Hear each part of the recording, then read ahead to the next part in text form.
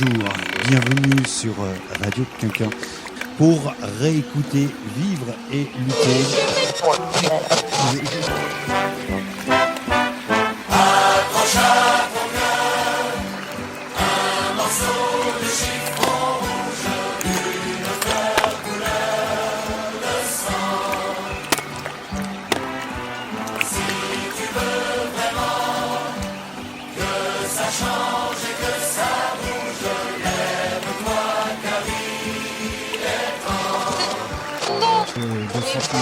Il faut se rappeler que déjà il y avait eu la casse des mineurs.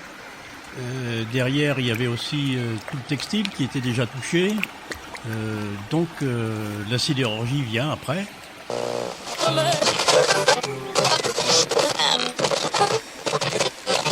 Et ça se passe à Denain. Ça se passe avec le plan d'Avignon.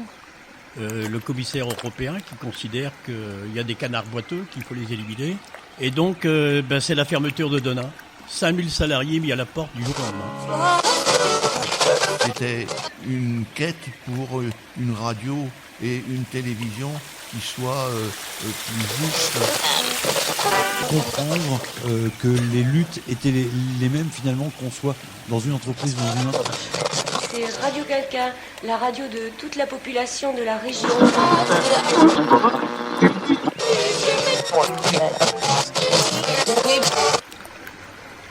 Dans mon secteur, je travaillais avec des hommes.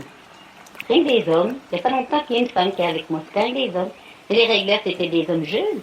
J'aimais bien, je les aimais bien, parce ils n'ont pas la mentalité déjà des vieux. Des gentils. Il y en avait un, enfin c'était un échec. Je l'aimais mieux, celui-là. Malgré que c'était mon chef, malgré que je n'aime pas les cartes, malgré j'ai une adversité encore en plus pour eux.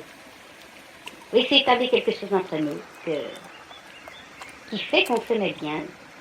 Bon, mais par la suite, ça s'est développé ça, et finalement, oui, je l'ai beaucoup aimé, ce homme-là, je l'aime encore beaucoup. Mais, dans le conflit, c'est un cadre. Et je le déteste. Parce qu'il ne se bat pas, parce qu'il reste tranquille chez lui avec les centaines et les centaines de mille francs de feuilles qu'il a. Et je voudrais pouvoir dissocier les deux.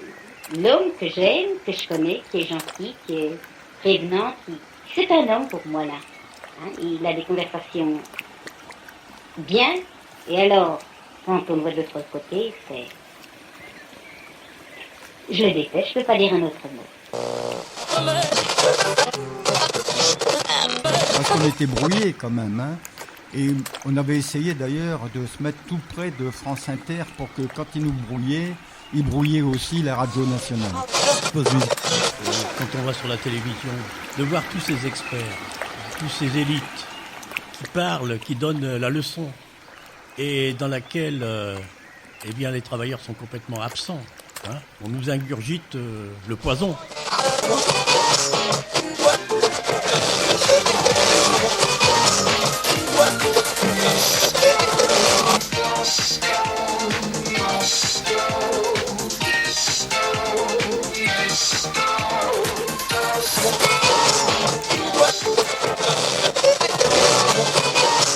On me signale que les travailleurs de la tuilerie de Le Forêt nous demandent de leur dédier un disque. Alors le prochain disque que choisira notre technicien, Albert. C'était une révolution. On ne pouvait pas se tromper là-dessus.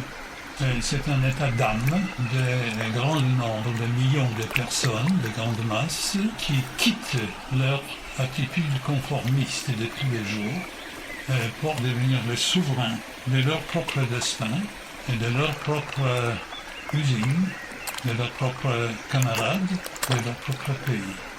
Maintenant, je me rends compte que la révolution est soit impossible, soit elle tourne mal.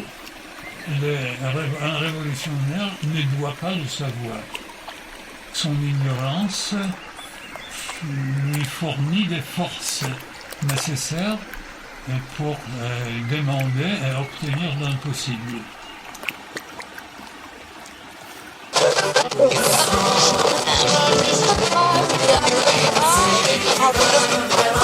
to license it. Que ça change et que ça